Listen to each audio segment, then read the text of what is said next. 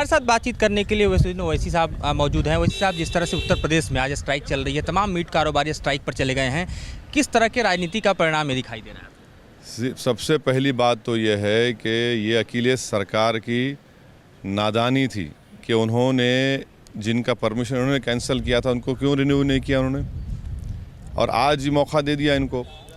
और दूसरी बात यह है कि आज ही लोकसभा में एक सवाल के जवाब में ये जवाब दिया गया कि हिंदुस्तान से 26,000 करोड़ का बफलो मीट एक्सपोर्ट होता है, तो उसमें से आधे एक्सपोर्ट यूनिट्स तो यूपी में हैं।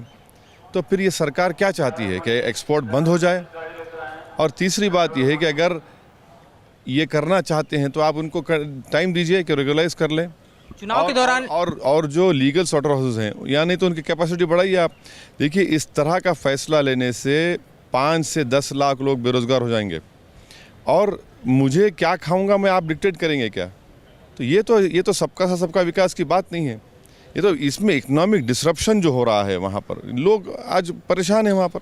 वैसे साहब, चुनाव के दौरान ये कहा गया था कि तमाम यांत्रिक कत्लखाने जो हैं वो सत्ता में आते ही बंद हो जाएंगे। सत्ता में आने के बाद ये कही गई कि जो गैर कानूनी चल रहे हैं वो बंद हो जाएंगे, लेकिन जिस तरह के परिणाम उभर कर सामने आए उसमें देखा गया कि तमाम दुकानों पर इसके जो असर हैं वो साफ दिखे गए, और आज स्ट्राइक जो लीगल भी थे उनको बंद कर दिया गया, जो लीगल एक्सपोर्ट यूनिट्स से उनको बंद कर दिया गया। आप अंदाज़ा लगाइए कि लीगल एक्सपोर्ट यूनिट्स जो करोड़ों रुपया लगाकर वो उसको चलाते हैं, आज उनको आप बगैर किसी वजह के बंद कर दिया गया।